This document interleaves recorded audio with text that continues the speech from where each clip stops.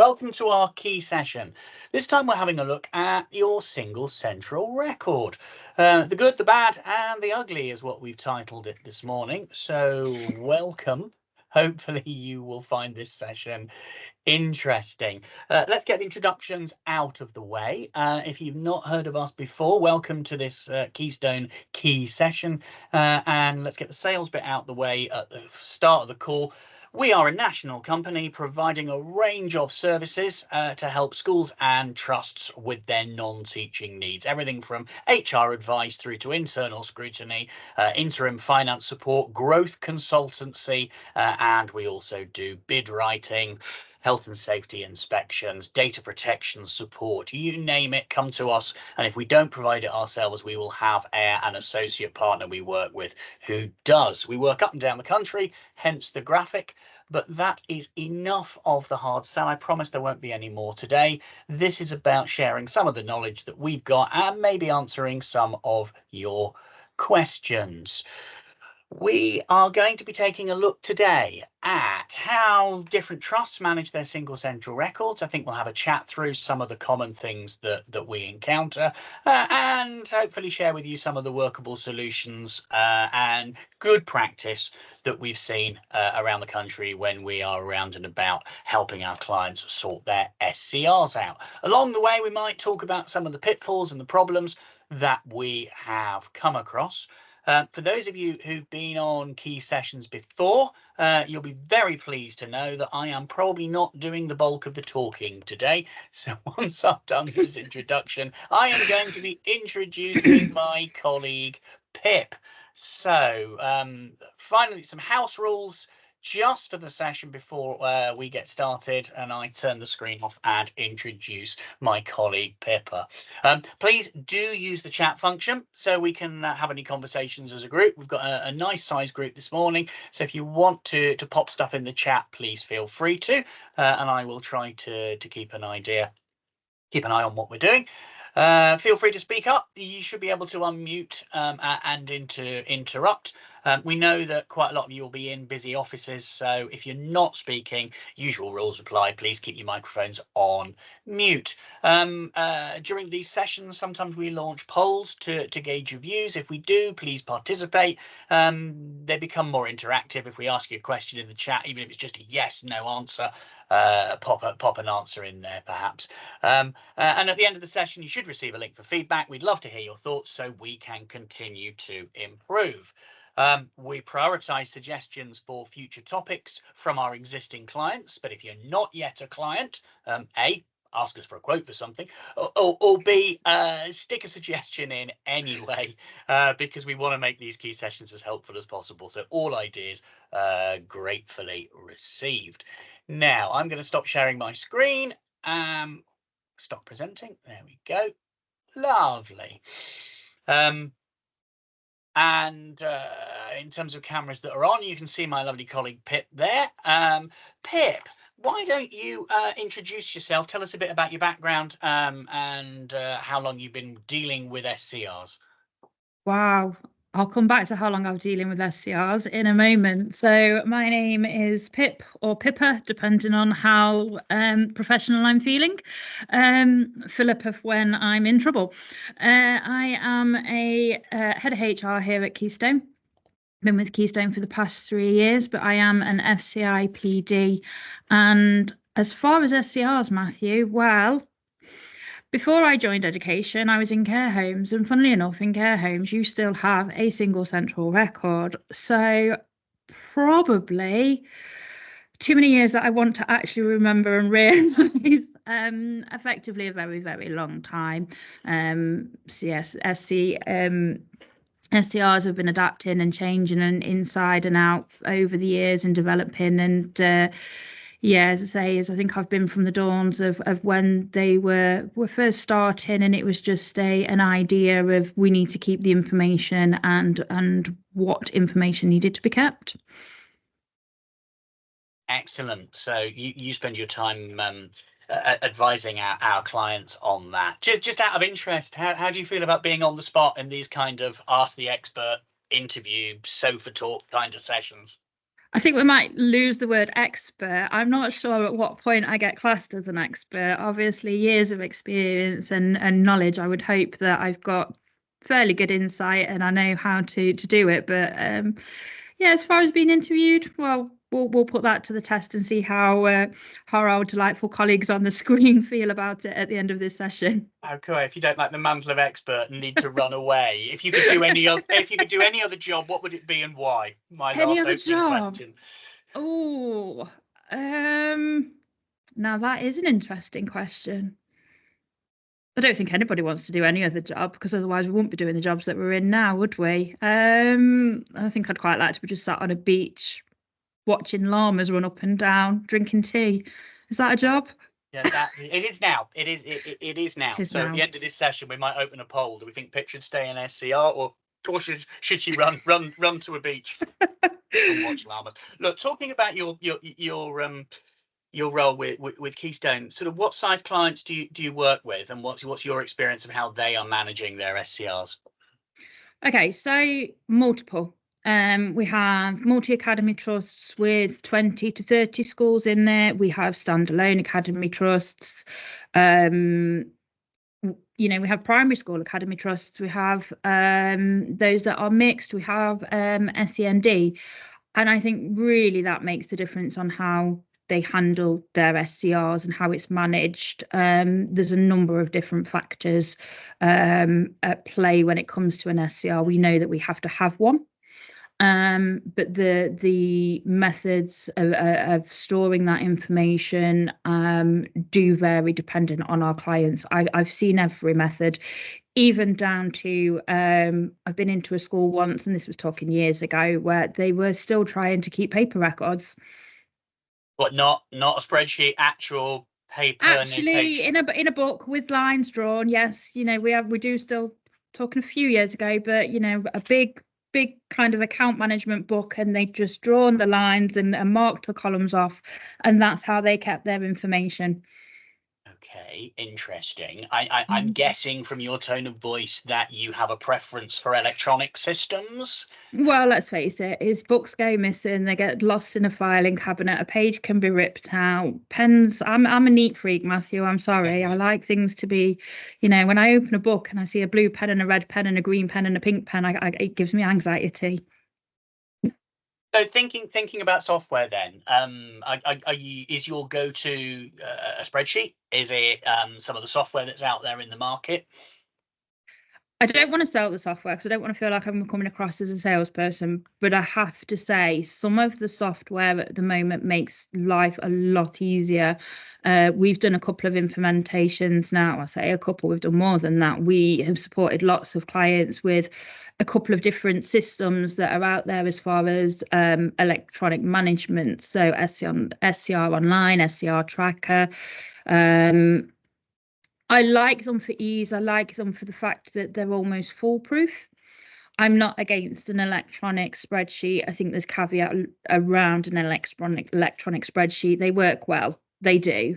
I don't have a favour, but as I say, there are some of these systems that are starting to come through now, and the programs and the softwares that the development behind them are helping us. And at the end of the day, anything that's a tool to help me save time, I'm going to take, because as a HR professional, I'm dealing with people, and the more time I can spend with people, the better, because that's what's understanding what's happening in the school rather than writing onto a spreadsheet and spending hours behind a computer.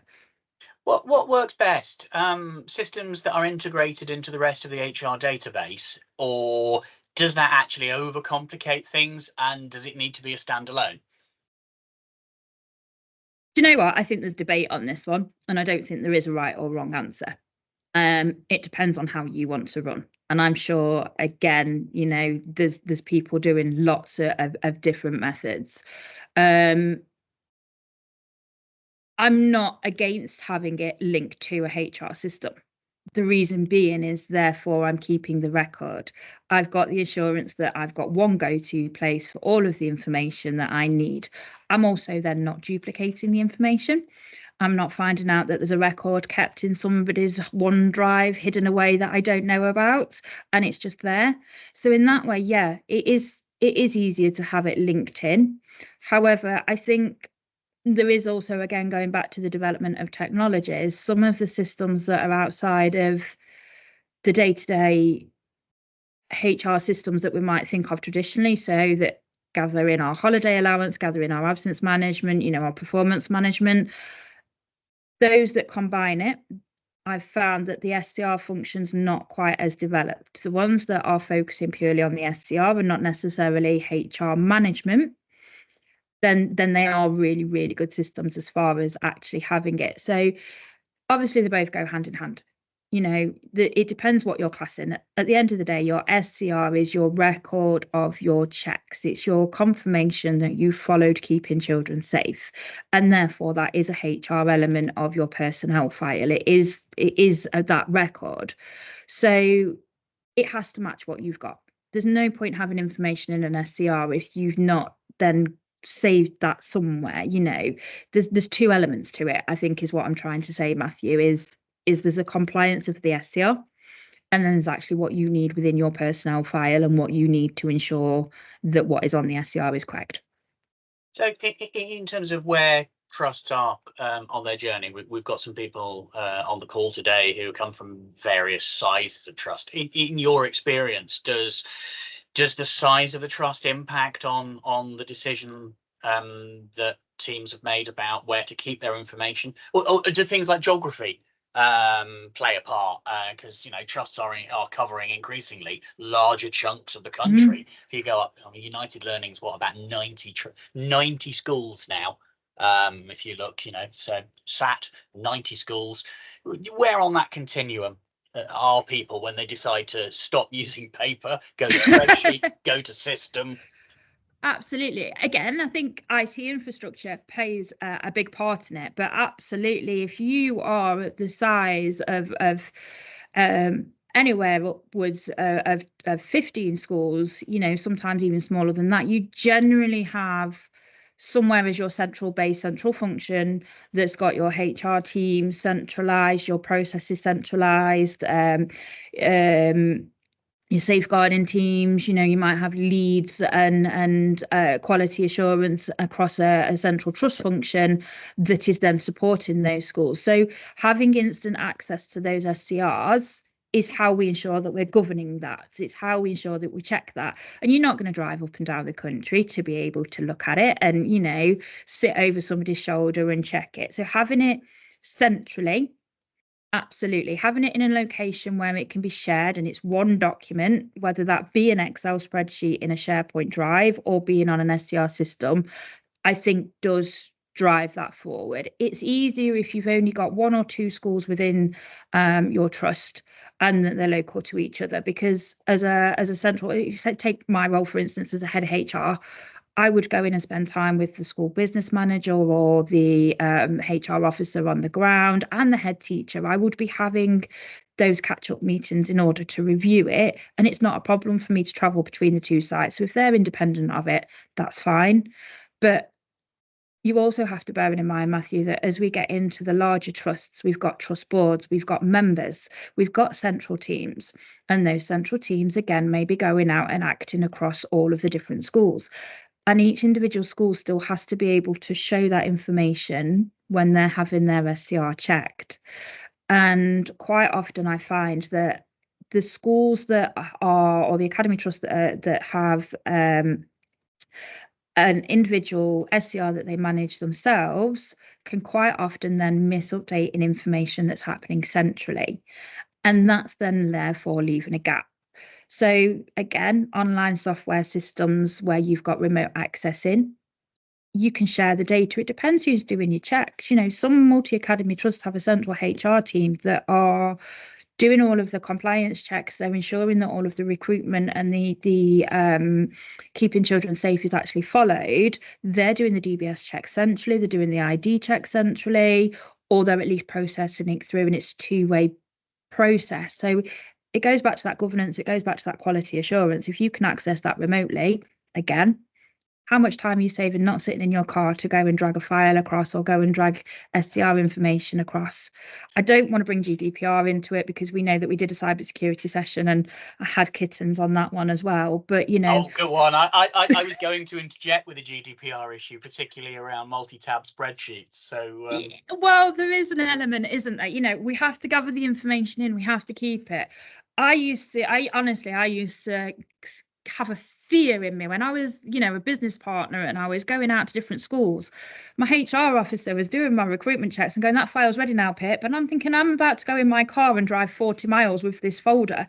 And sometimes that's overnight. And, you know, pieces of paper fall out of a file. If I email it, oh, you know, we're emailing personal details and we might not think that it's necessarily something that's going to breach it, but yeah. I think the one I'm going for, I said I was going to interject, is we've seen some trusts where they're running on a SharePoint directory. They've got a beautifully executed Excel spreadsheet. It's fabulous. They've got a tab or multiple tabs per school in the trust. But it does bring in a bit of a GDPR question, because if the administrator at school level is only tasked with dealing with data from the employees of that school, they've got access to the whole spreadsheet. And, you know, the end doesn't always justify the means, because our staff are individuals, they're real living people, and they're entitled to privacy. And that means that Nellie at the school down the road or in another town shouldn't have access to the SCR spreadsheet tab for any school other than the one she's inputting data for. So yeah, it's, you know, it all comes back to GDPR. That's the first time I've ever said that. It usually comes back to governance when I'm talking.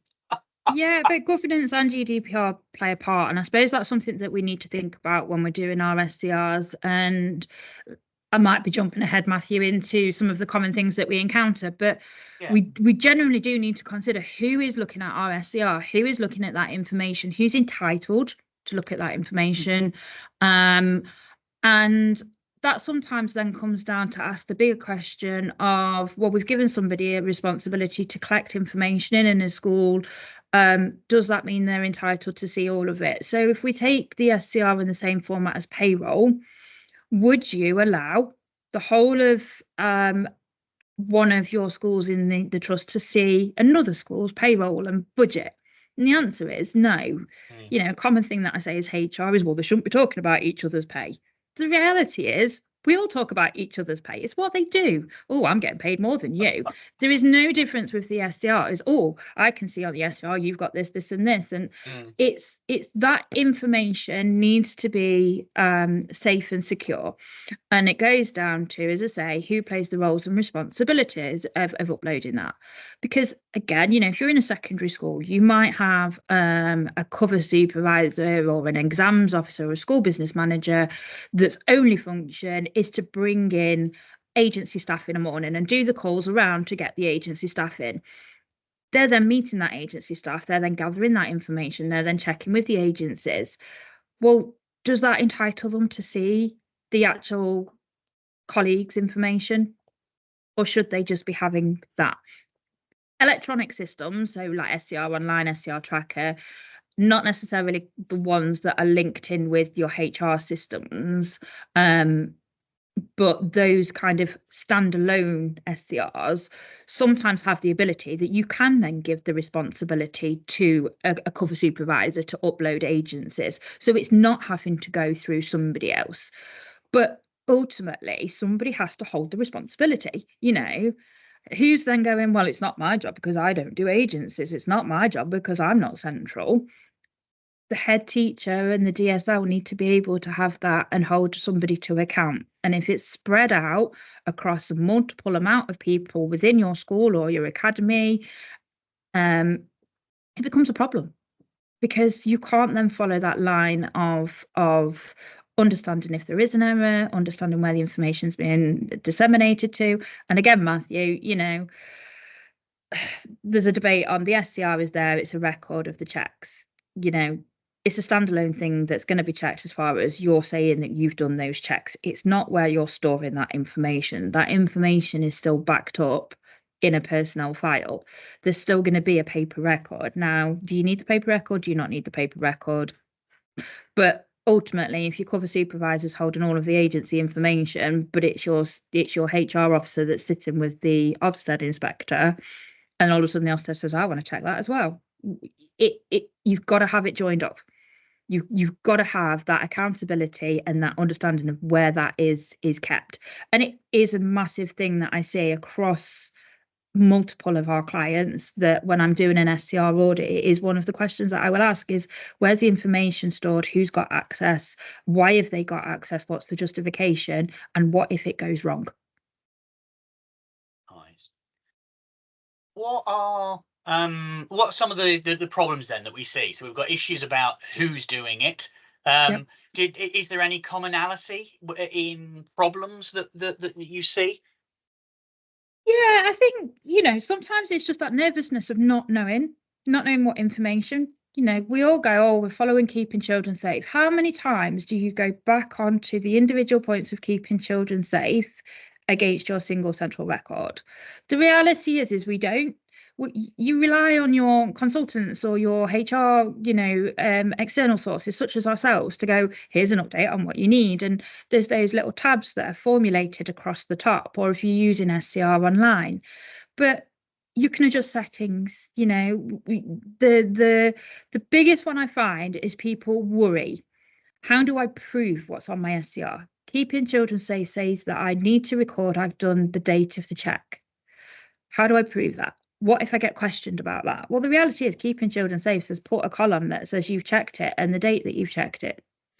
It doesn't say that you need to go, the date it was checked was this, it's in the file, it's on this, the name of the person that checked it was this, and it's stored there. We don't need all of that extra information, but our own risk averse and fear means that quite often than not, I'll walk in to check something and it'll be riddled with extra information. And unfortunately, we become blind to it. It doesn't matter how well we know our SCRs, we become blind to it. I always tell my clients, highlight the gaps, highlight them in bright, big yellow. It doesn't matter if you've got a gap. It matters how you're dealing with that gap. It's the assurance of that you understand why there's a gap and what you need to do and what the risks are about it. So don't try and hide it. Check every single column and get somebody else. It is a two-way thing. I would always, the responsibility falling down onto my head to know that SCR is right. He's relying on myself or they're relying on me. I want to have that two-way communication with them. I want to be able to go, have we checked it together? Are we sure? You go away and you look at it on your own or get an independent audit in, because I've done it where I have been absolutely, my SCR's fine, there's nothing wrong with me. I check it weekly. Don't be stupid, there's no gaps. Oh, well, where's that person? Oh, that person changed their name and actually it's not that person. And it's just that, as I say, the biggest thing is our fear and our lack of time and our getting blind to what we've got in front of us. When we're adding all of those extra tabs on, it's more to check. Keystone has a value of keeping it simple. And there really is something about keeping it simple. Refer back to your keeping children safe. Actually check what you need to know on there and say, do I need it? Yes or no? Am I compliant? Am I not? Does it need to be on this record? Again, who needs to see it? Does it need to be on there, or can it be stored somewhere else? If I have to have it, you're can not I a keep fan. it somewhere else? You're not a fan of blurring the SCR by adding additional fields or other information. Because in the early days, I know when I was back in schools, I sort of added things like DSL training expiration dates on things, because I thought, okay, well, it's all critical information, and it ended up as a proxy for other stuff. So I think what you're saying is, don't blur it, keep it as the single central record of only what needs to be in there in order to comply. Yeah, and I think that's where some of these systems that are now being put out there on the market are great, because they've recognised that as individuals we have that fear and we want that extra information, and they allow you to add that into it, but they make it neat and tidy. Going back to, I like everything in one standard colour and nice neat lines and not scribbled and crossed out. The systems allow you to still have that in the background, but when it comes to looking at the SCR, as you know, if you're reviewing it with your designated safeguarding lead or your head teacher, or your quality assurance within the trust, or an Ofsted inspector, what you can then do is go in the background and just pull off the information that you need, but you've got that assurance that everything else that you're asking for, Matthew, is somewhere hidden in the background. But it generally, for me, if you're going to do it on an Excel spreadsheet, I would be keeping the bare minimum, because that's what's going to help you be able to maintain and manage it. And I get that there's things that you might want for the audit. I get that, you might want to know if you're in a big central function across a trust. And I used to do this on mine. I'm not saying it's wrong, but I would have 20 schools. I'd have 2 people looking at my recruitment, doing those safer recruitment checks and filling in. And I had to have a step process. And sometimes it'd be, well, you've given me a file and I'm quality assurance checking it, and I'm going through my checklist, but I don't know who's done that check and it is missing. So I would ask them to have initials next to it. But that column would be then hidden when it came to actually reviewing it. And then it came down to, well, does it need to be on a column? Or do I need to actually then, it goes with my checklist. It's on there, it's on my checklist. I've got it, because I've got something separate that manages that function. And we don't want to overcomplicate things. We don't want to have pieces of paper flying around everywhere, which is why we go back to, well, we put it all onto the SCR, it's fine. But you still have to audit it. You still have to quality check it. You still have to have that assurance and that compliance. And if we actually look, Matthew, I'm going to flash this, and I don't know if it'll work because my thing, but this is literally, it's not going to work. I've got a 1-page quality assurance that I use for my audit. And that's all it is, because that's the compliance element of it. It takes me 1 page to look at the actual what does keeping children safe say. Nice. I popped a question in the chat for people on the call. We've been talking a lot about what we've seen as Keystone when we go in. I'm interested to ask people on the call what their experience of Ofsted looking at SCRs. What did they look at? What was their tone? What was their approach? Because over the years, whilst I'm in consultancy now. Good question there from Lauren. Can you send the one? Can I give away a free product? We might have to consider that one. We can give you some highlights. We have got, I think, Matthew, we have got something, haven't we, that's got a bit of an overview on it to send out, I think. Nick will manage the process of we might want to swap some feedback with you guys. We want you to tell us how you found this session, and then we might share some of the goodies with you in response in reply to that feedback. Ofsted asked for proof of overseas police checks. That's one that you've ended up doing on a couple of calls with clients, isn't it, Pip? I've heard you doing those in the office. So what do you do when you've got somebody with an overseas work history that is proving impossible to validate? Okay, so it all comes back down to risk. We have to remember that the check is about the risk. So yes, Ofsted want to see that you've done it. And they want to know that you've taken all cautions. And if you've not got it, what is the outcome of that? And again, on the single central record, you want to record that you've done that check.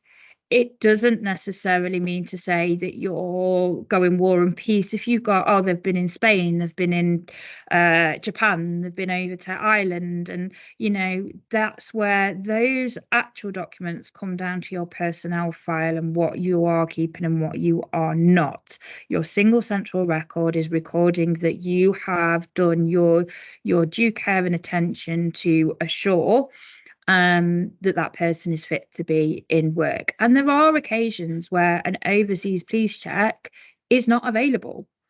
So we have to then consider, well, does that mean to say that we can't employ them? And actually, if you go into the in-depths of the SCR, of the Keeping Children Safe, it's about you ensuring, and it's not one check alone. It's a combination of all of these checks. I mean, I don't want to quote you, Matthew, but you're pretty much of doing these checks is keeping the wolf from the door and the baddies from coming in. It's a put-off exercise. It's not going to stop it.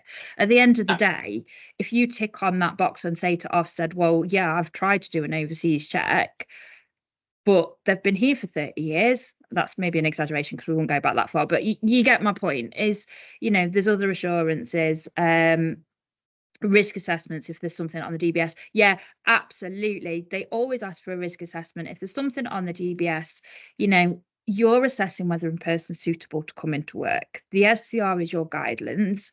They are, as Ofsted inspectors, there to ensure that you're protecting the children within your school. Now, if we're just letting every Tom, Dick and Harry into the school without a DBS check, we don't know where they are, we've not had the gossip on the grapevine, we don't know what we're getting in. But there are going to be occasions where, and I'm against it, I must say, I really am a bit more of a hold off as long as possible before you bring somebody in without a DBS. Make sure that it's at least at printing stages, and if it's stuck. But a risk assessment, again, having a written risk assessment isn't practice. It's not that protection. A piece of paper is only as good as what you actually follow through in action. If you've got a risk assessment that says, well, they've not got a DBS, so we follow them around school. That following around school means that you should be standing outside of a toilet door, pretending you're reading the notice board that's got nothing on it because it's 6 weeks and you've stripped it. But, you're trying to act all normal. The reality is that's not always possible. I think, Matthew, don't know if you remember, a while ago, probably 2-3 years ago now, we had a client that, oh yeah, we've got risk assessments for the volunteers that come in for the church group. And it was like, great, but you've got to go and answer the door because it's after school club. What does that put your ratio of numbers down to? And we don't necessarily, and we might be coming off SCR at the moment onto a bit more of like a risk assessment session, but you've got to think of all of those elements. And what Ofsted are asking within all of that is, have you done your overseas check? Have you done a DBS check? Is actually, do you understand what you need to do to protect the children within your school? Yeah, and I think my experience and some of our clients' experience of inspections is that it does vary. You come across some inspectors who are very box ticky, and those who have gone, it's a monkey see, monkey do, what's going on with this? And then the others which understand that it's a record of checks for a particular purpose, which is to keep children safe. So I have come across instances of schools that had to rely on a lot of risk assessments because of high staff turnover. They needed to get people in. And they've said, we don't like the number of risk assessments that you've got. Well, actually, that is a form of check, and the fact they're in on a risk assessment has been recorded.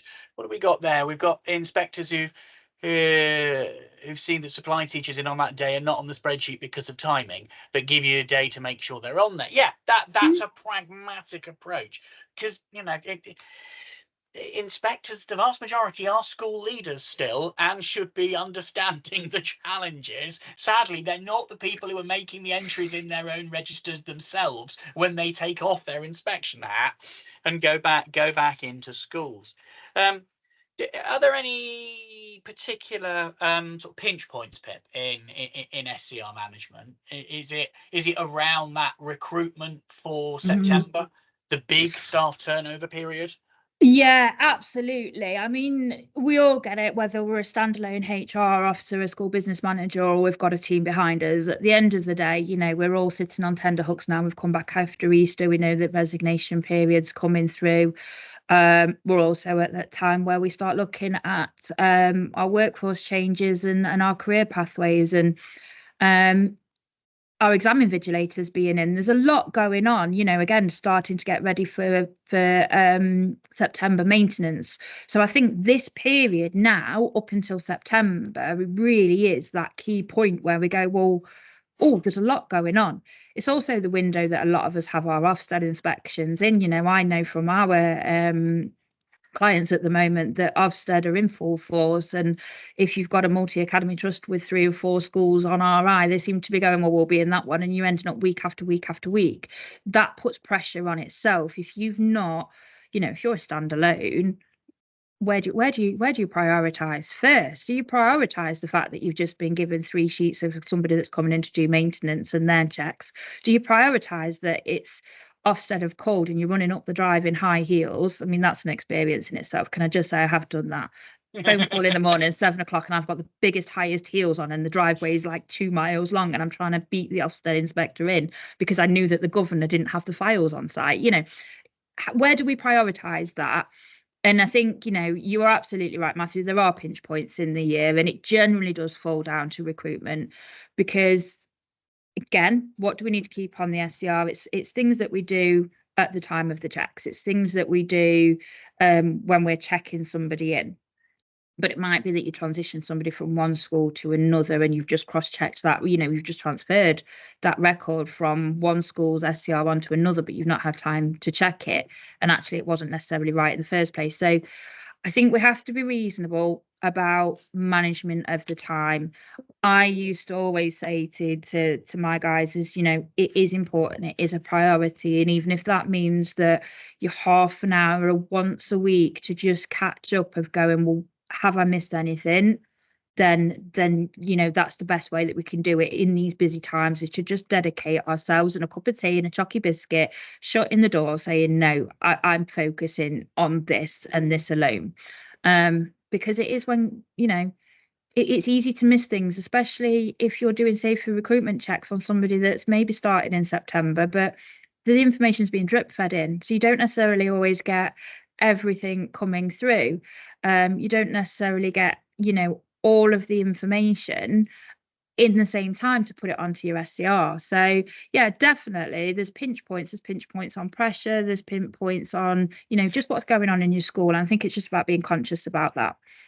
Excellent. Hopefully delegates will see that we've just updated our system. It's been refreshing this morning, and now I've been able to put now I'm massive on my front screen. and centre on your screens. Nick's been beavering away in the background doing some technical updates, which is great for us. So thank you. So what have we got there? Thank you very much. In a school where there are 3-year renewals and the pre-employment DBS and ID checks have been overwritten with the new information, how would we address this with the Ofsted during an inspection? Okay, yeah, and again, I'm not going to go into the debate of do we renew every 3 years? Do we have the update service? Do we not? I hate it. Yes, well, I just said we're not having that debate, Matthew, because otherwise the hour session will be gone if we're talking through that. You know, again, it's what records you've got. It's what records you've got in your paper file and the justification of why you've overwritten it. So yes, you need to know that you did it at the time of the check. That's what Keeping Children Safe say, is that you've done that check at the time of their employment. But if you're doing it every 3 years, then you're showing that they're then compliant at the time that they're coming into school. So my argument back to the Ofsted inspector is, well, actually, we've been renewing it, and that's the date that they're in now, and it's been checked a year ago. They're fine for this year. There's nothing updated. And if it's nothing updated and it's clear this year, then we can presume that it was clear 3 years ago. Their argument back is, well, how do you know that it was clear 3 years ago?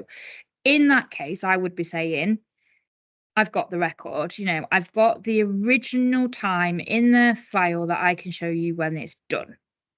In your case, I've just seen the extra note that says underneath, none. Let's go back to the risk assessment. What's the risk? A slap on the wrist that you didn't keep your record from 3 years ago. I do apologise. I'll stop that practice. I'll make sure that I follow it through. Ultimately, I would be saying, if you're updating it every 3 years, do you need to keep a note in your SCR going back to an electronic system? It will allow you to do that repetitive 3-year check and put new dates on, and it will keep the old date in the background. It's just about managing it. It's just about how particular your Ofsted inspector is, how particular your trust or academy is as far as having those checks done. One thing, and I know how nervous we all get in the sector about the limiting factor, because the hole in the SCR, The problem with the SCR, the adverse judgment leads to the safeguarding judgment, which is the limiting factor, and there is an issue.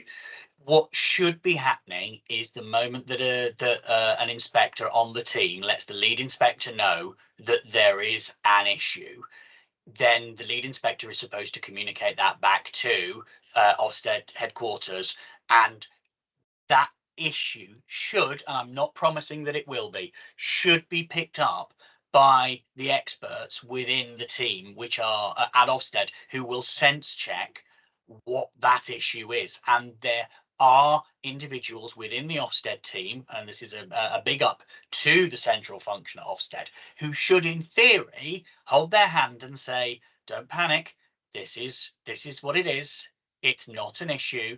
And the inspection team should be advised on the additional questions to ask in order to reach a point where they are satisfied that your practices within your school or trust are okay under those circumstances. But it is a nervous moment, squeaky bum time, whilst those conversations are taking place. I mean, if you actually, and I've got keeping children safe up, Matthew, so let's go back to what I said at the very start of this. Always refer back to what is the word in keeping children safe. What I've told my nervous HR officers before when they've gone, I can't get through an Ofsted, I can't. It all falls on me and they're coming to me and they're going to ask me questions and I'm going to go into a panic. Ofsted inspectors are human beings. Have your keeping children safe in your hand, printed off at the side of you. Challenge the Ofsted inspector. If they say, well, you've not done it. Okay, look, I'm a bit nervous. You're putting me under pressure. I just need to, let's just check this. My understanding of it is, my interpretation of it is, and your interpretation of it is, shall we clarify it? And then we're both on the same page. The minute you start showing them that, I can guarantee it, you know it better than they do. They know what they've been Ofsted trained to. Let's go back to what Matthew said before. They're head teachers. They don't know how to swap their hats. We're there to do that work for them. We are there to have that knowledge. They don't need to. They don't need to hold it. And little tip from you, from us. Under those circumstances, write yourself a statement. Write a script.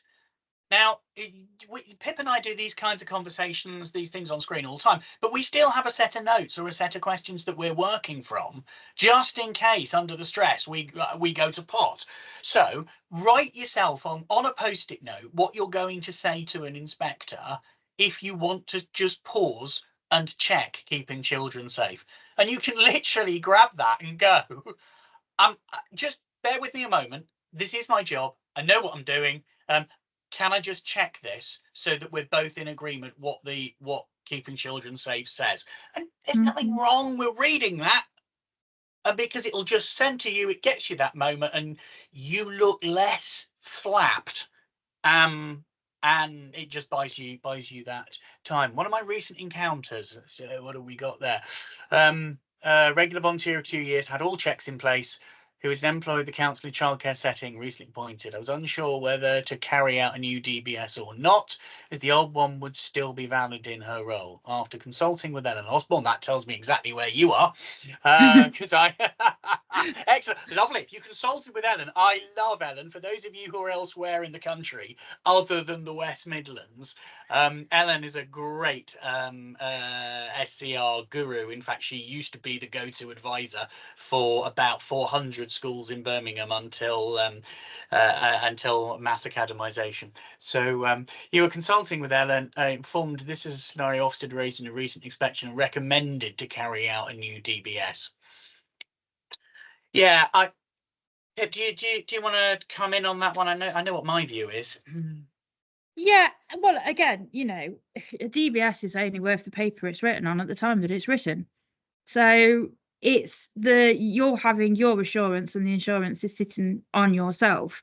If they were an employee of the council in a setting, great, but they're recently appointed. I don't know whether you're in an academy trust maintained, but you know, it's your responsibility to ensure that that's checked right. And therefore I would automatically be doing a new one just for my own peace of mind and my own satisfaction.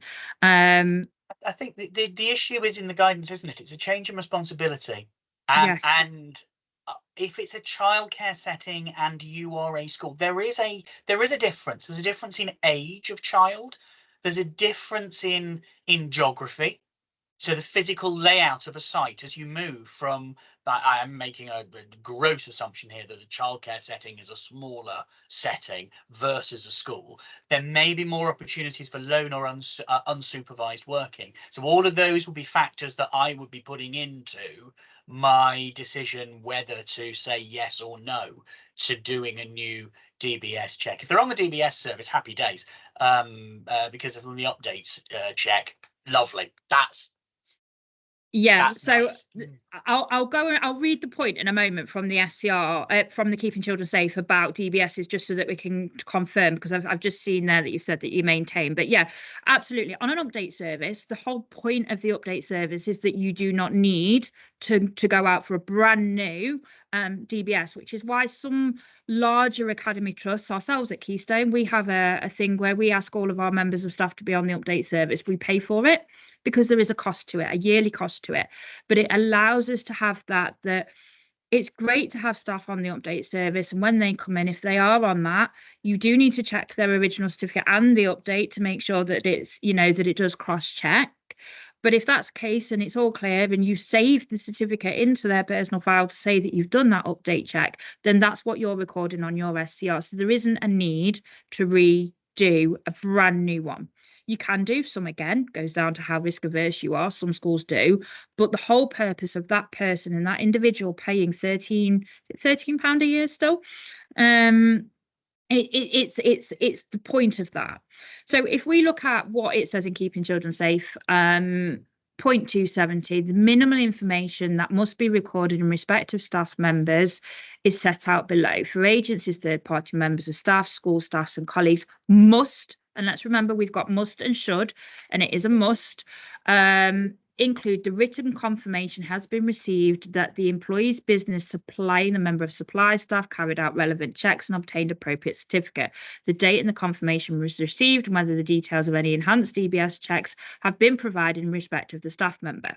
Now that's why you've got that detail from the council that's done it. If they're coming into you, they're then coming back into you must obtain the checks, and then we're going back into 2.71 where we must complete an enhanced DBS check, request the certificates where provided, and it's the record of that date that we have to put on. That is the statutory requirements. So as I say, if they're a supply, if they're agencies, if they're coming from the council, they would have done the checks. But the minute that they're coming back onto us, the minute that there's changing of a role, then I would expect that we're redoing that.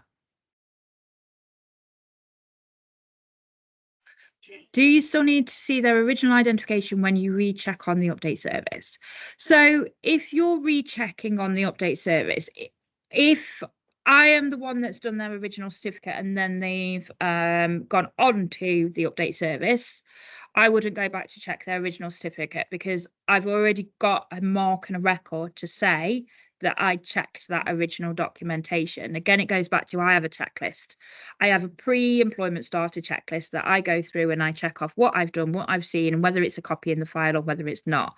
At that point, no, I wouldn't go back and check original IDs and original documents. I would only be using the information that I needed to check the update service, which is the certificate number and their permission and their names. Obviously, if there's been a change of name or that update service is one that was prior to yourselves as an individual school or academy trust, then yes, you would need to go back and I would be checking original documents and ID. But if you're just doing it yearly, year on year, then no, I wouldn't, because I've already done that check and I already know what it looks like. Fair enough. Matthew, I'm conscious we've got 10 minutes left of this session. I'm probably nowhere near all of your questions. I waffle a lot. I do apologise. No, which is fine. I want to pick up one where you and I were talking about prep for this session that you were keen that we touched on in terms of a topic. And that's about housekeeping and deleting data. So yes. Go on, climb on your hobby horse, get on your soapbox. This is where, honestly, so if we go back to common things I encounter, risk assessment, we're human beings, we go into a panic, Ofsted SCRs, there is a thing. Do we have to delete records? At what point do we keep our records? At how long should we keep them? And I guarantee now that we know that keeping children safe, go, oh, you don't need to keep it anymore. But we do. We hide the tab, we hide the column. And sometimes it's that fear of, well, they might come back, because let's face it, we work in a school where we'll be signing somebody off and 2 months later they'll go, oh, can I come back? You know, recently, even as last month, I had a client that basically said, well, they've not been paid. I was like, what do you mean they've not been paid? They don't work. They left 4 months ago or 3 months ago. Oh, yeah. They came back after 2 months and we just reinstated them. Yeah, but we didn't reinstate them on the SCR. We didn't reinstate them on payroll. We didn't know they were back. But, you know, we all work in schools where we think, yes, they've gone, but they might come back. And therefore we have that, well, I'm going to have to do all of the checks again and I don't want to lose this information. So therefore we get a bit nervous and we have a leavers tab. Let's go back to what compliance says. Point 272 of keeping children safe says that the details of an individual should be removed from the single central record once they no longer work at the school or college. Now, that is the information from the single central record. Go back to what I said at the start. We keep it simple. We don't have lots of extra information. Am I saying that you should completely remove that information from your record in a school? No. But there's nothing stopping you taking that information off your electronic system and saving it as a document within your personnel file that you're keeping for a period of 7 years. You have got the checks. Because if you have kept your personnel files correct, and Matthew will know when I go out to do an SCR audit, I like to do it alongside a file check, just to be sure, because the information on your SCR doesn't always match what you've got in a file. At that point, I would say that you've got that information. So don't panic if you've taken it off your SCR. You know, because ultimately, if somebody's coming back after 4 months, you want to be redoing all of their checks anyway. They've been gone too long. But don't panic. Delete it off. Keep it clear. But if you want to keep it, download it, store it, save it. Again, not meaning to start selling electronic systems, but if we have got an electronic database such as Every that's got the SCR in it or SCR Tracker Online, they archive the information. It's not visible. It's not a levers tab. It's just there in the background as a lever. And if you reinstate it, there's options that you can say, do I need to put this back onto the SCR? And is the relevant details still the same when I reinstate? So I'm not saying get rid of it, but it is a bugbear to me that we have levers tabs and we go, oh, I'm in a panic, I need to hide it. And I think that is just down to, we need to trust in ourselves. We're all professionals. We all know what we're doing. You know, we do it day in, day out. We don't need to panic. We need to pat ourselves on the back and say, we're doing a good job. We're protecting the children. We know what we're doing. We know how to do it. And we know that what's the be all and end all if you deleted somebody's record and you couldn't prove it? Well, I'm going to go back to Matthew's things. If the notes aren't there, they're not there. What are they going to do? We should have kept it. Well, I can't. It's not there. It goes back to a wider conversation and a bigger thing. And yes, we might feel bad about it, but ultimately, it's, were they safe in the time at the school and did you do the checks? Then you're going to have a copy of that check in the personnel file. You do have to keep certain amounts of that. Doesn't matter whether it's on a spreadsheet or whether it's in your system. It's compliant with keeping children safe, says delete it off there. Keeping it simple says delete it off there. Excellent. Rant over. Sorry. We've got 5 minutes left on the session, so if people have got questions, things they want to ask, this would be, I think, the point that that you last call for questions in the chat bar. If you're feeling brave, unmute. My personal issues are always around governance, particularly members and trustees, and actually getting them to do their paperwork.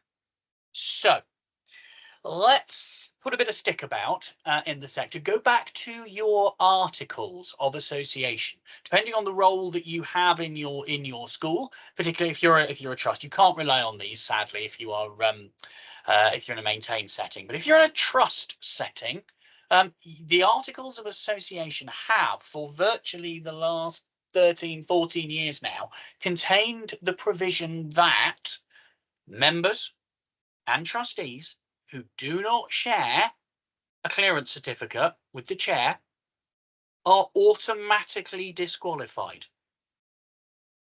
Now that's an interesting one. So when we're doing an audit, I will have a look at get information about schools. When was somebody appointed? I'll check the company's house record, and if we find that they are registered as a director at company's house with a start date that is before their provision of the check, technically they've been disqualified. They are no longer a trustee. There is no grace period. It is hideous, once forever, and final. So it might be worth just pointing out those clauses, locate them. They're usually around paragraph 78. Also, go into the mid-70s in your articles of association. Depends on what's been used and what hasn't. But raise that issue with your governance professional, raise that issue with your chair, and say, by the way, that hard-won volunteer that we've just struggled to recruit has actually just been disqualified and can't simply provide the record, the check, and then restart. They have to be reappointed. Oh, and by the way, if your articles have got provision that people can only serve for 3 terms or more, they've just used up one of their terms in the 48 hours until they've been disbarred. So sequence your appointment of members and trustees elegantly so that the dates allow enough time for them to provide the record check. Sorry, I've just popped that in the chat. Just pop something in the chat, and it's not gone in very well. But basically, if you go onto your Keeping Children Safe, point 276 to 278 is in regards to the copies of the DBS certificates, and just a little bit more information around that. I don't know why it's just. I think it's because my chat's squashed up. It doesn't look right, but. Yeah, I absolutely agree, Matthew. Sometimes with the members, they are the worst ones to try and get the information from. But I think what you've got to remember is if you're going up to a chair of trustees and saying, well, at this point, I'm going to say no, we have to be strong enough to stand our ground. If we are the individual, we've got methods above us.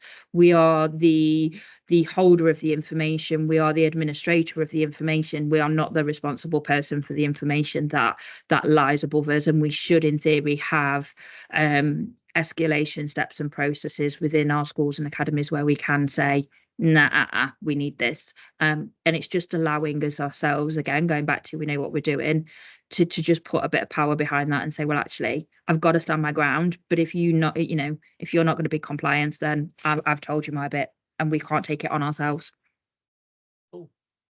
If you are one of our internal scrutiny clients, you can always give us a call under the retainer terms of the agreement, whereby you are able to give us a call and ask for advice. And that includes, if you've got members, trustees, difficulties getting things completed, give us a bell. And if we are due in our 3-year cycle to come and talk to you about your SCR, then we will give you some advice around that. If you wanted the session if you wanted the text that Pip's dropped in the chat, grab it now, because the chat will close to you once the meeting ends. So scroll back up, cut and paste it just into a Word document yourself. Nick's helpfully popped there that the session will be wrapping up. We're at 11 o'clock now by my reckoning. So you can find out more about our HR support and our offer via our website. We do record all of these, and we have been recording this session this morning. So if you are watching the recording via our channel or on the socials, please give us a like. If you want to get in touch with us to see how we might be able to help you, then please do contact us. We are running these sessions regularly. And finally, a plug from me, and it may not, looking at the job titles, be for you guys who are on the call, but please do speak to your CEOs and your CFOs in particular about the website www.mats2030.com. mats2030.com. There is a free, yes, free session for trust leaders, which Keystone are running in the Docklands area of London in June. Our places are going fast, but your leaders would be eligible to apply for that, and you might be able to earn your brownie points by telling them you found them some free training. www.mats2030.com, and there's the link gone into the chat. Pip, thank you so much for sharing your thoughts and wisdom with everyone on the call this morning. That's been great. You've been Pippa Lloyd. I've been Matthew Clements-Wheeler. We collectively are Keystone. Thank you for your time. Thank you, Matthew.